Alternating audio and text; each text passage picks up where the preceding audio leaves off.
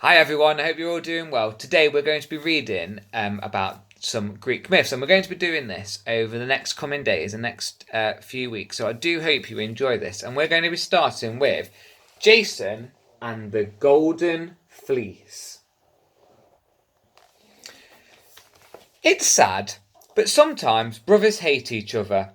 Peleus hated his older brother, Aeson, because Aeson was the king of Thebes. I want to be king, said Peleus, and took the throne from his brother and put him in prison. But Aeson had a son, and after many years that son came back to fight for his father's rights. His name was Jason. When Peleus heard that Jason had arrived, he did not send assassins to kill him. He challenged him to a dare. I'll give up the crown without a fight if you can prove you are worthy to take it from me.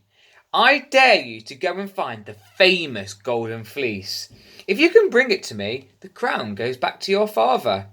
I accept. I'll do it, said Jason. Then Peleus smiled with a wicked smile, for he knew that many had tried to take the fiercely guarded fleece belonging to King Aeetes, but none had lived to tell the tale. Jason's first task was to search out the finest shipbuilder in the land. Build me a ship finer than any that have ever sailed the seas. I'm going in search of the Golden Fleece. But they say the fleece is guarded by a dragon that never sleeps, whispered the shipbuilder. Then I must put that dragon to sleep forever, cried Jason. He called his ship Argo, which means swift, and he mustered a crew from all the heroes of the world and called them his Argonauts. Resting his hand on the wooden figurehead carved from a magical oak tree, he could feel a throb, like a heartbeat. Suddenly the figurehead turned, and the carved eyes opened, and the carved mouth spoke. King Phineus will tell you where. Ask poor Phineus. Phineus was old and blind. He had chests full of robes and larders full of food. But when Jason and the Argonauts visited him, he was as thin as a twig, and his clothes hung in rags.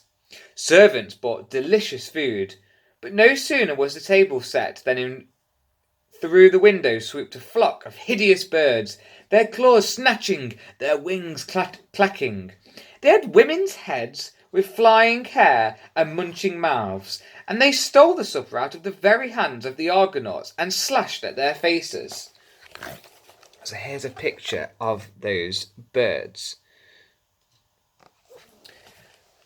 The harpies! Shelter under the table, sirs, said King Phineus. You'll be safer there.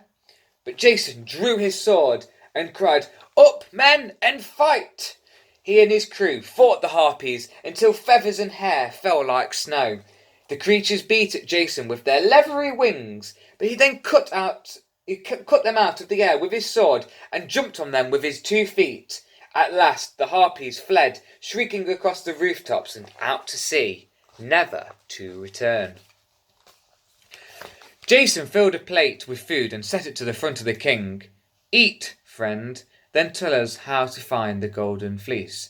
Don't try it, begged Phineus. The fleece hangs in the land of Colchis, beyond the clashing cliffs. Think of that and tremble. Tremble? I? Tremble? Ha! Said Jason grandly, and he gathered his men together, and the Argo set sail for the clashing cliffs. But the cliffs were a terrifying sight. 2 walls of rock on either side of a narrow strait crashed together like cymbals. Fire streamed down and sparks flew up, while boulders plunged into the churning sea below. We shall be ground to dust, cried the Argonauts. No! Watch the seagulls, men, cried Jason. They know when the way ahead is safe. Lean on your oars and follow the ghouls. And between one clash of cliffs and the next, the Argo sped through, swift as the darting seagulls. Soon they had reached Colchis, land of the Golden Fleece. The next day, Jason presented himself to the king of the island and told him his story. I must have the Golden Fleece. It's my destiny, he said. The king's lips curled. Well, of course, I shall let you take my Golden Fleece, but the soldiers who guard it might try to stop you. Ha ha ha! Out of his deep purple pockets he pulled handfuls of sharp white teeth. Dragon's teeth. He tossed them in among the Argonauts. As each tooth touched the ground, a warrior sprang up, bristling with weapons. Soon these soldiers outnumbered Jason's men 100 to 1. "We fought the Harpies, didn't we?" cried Jason to his men. "Surely we can knock out a mouthful of teeth." "Kill them!" the king raged. But one, by two, by three, his dragon-tooth army fell to the valiant Argonauts until nothing stood between them and the Golden Fleece, except the dragon.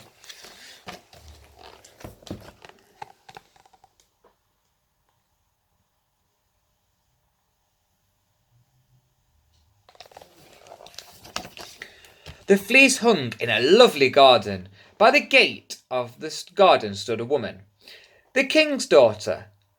"I watched you fight the dragon-tooth warriors," said Princess Medea to Jason. "You are a true hero, I can see that, but you'll need my magic if you are going to win the Golden Fleece. Marry me, and I'll help you." "You're so beautiful that I'll willingly marry you," said Jason, "but I must lift down the prize by my own strength, or I would be cheating." He set out through flowery groves, across streams, past bushes hung with blossom, but here and there he passed piles of bones. Other heroes had entered the garden before him and met the dragon. At last Jason found the prize he had come for. The Golden Fleece rested over the branch of a tree, as thick and heavy as a carpet, glistening with golden curls, soft, soft, soft. And round the tree coiled the dragon set to guard it. The monster had no eyelids, it had no name, and it had no pity. It looked at Jason with eyes scorched red by sunshine and moonlight.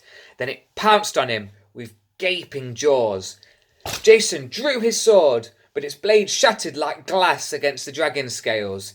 Teeth tore his clothes, and fiery breath scorched his hair. Up into the tree he clambered to escape.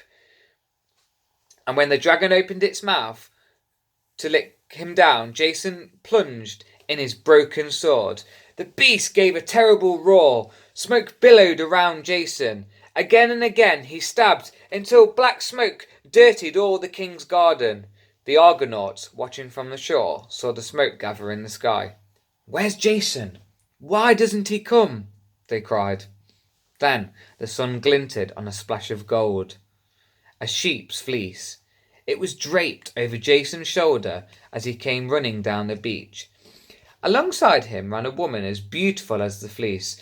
"Aboard, men! I've stolen the king's golden fleece and his daughter." So Jason and Princess Medea returned to Thebes, much to the amazement and fury of Pelias. Jason's father, Aeson, was freed from prison, but he refused to put on the crown of Thebes again. "I'm too tired to rule, son," he said. "You must be the king in my place." But Medea said gently, "Trust me, father-in-law, I have magic to make you strong and young again." And she gave him a potion which sent Aeson sound asleep. When he woke up 3 days later, he had the body of a young man, the wisdom of an old one, and all the energy he needed to rule Thebes. When wicked old Pelias saw his amazing transformation, he offered Medea all his money to do the same for him. "I would give anything to be young again," he said. So Medea gave him a potion too, and he fell asleep for 3 days, 3 months, and 3 years. In fact, he never woke up again, because Medea had put him to sleep forever. So Jason and Medea lived together as man and wife, and although Jason dressed in simple clothes, his cloak was lined with a golden fleece. So everyone, I do hope you enjoyed that story, and there's going to be plenty more in the upcoming days. Until then, I hope you all stay nice and safe, and I shall see you tomorrow. Bye everybody.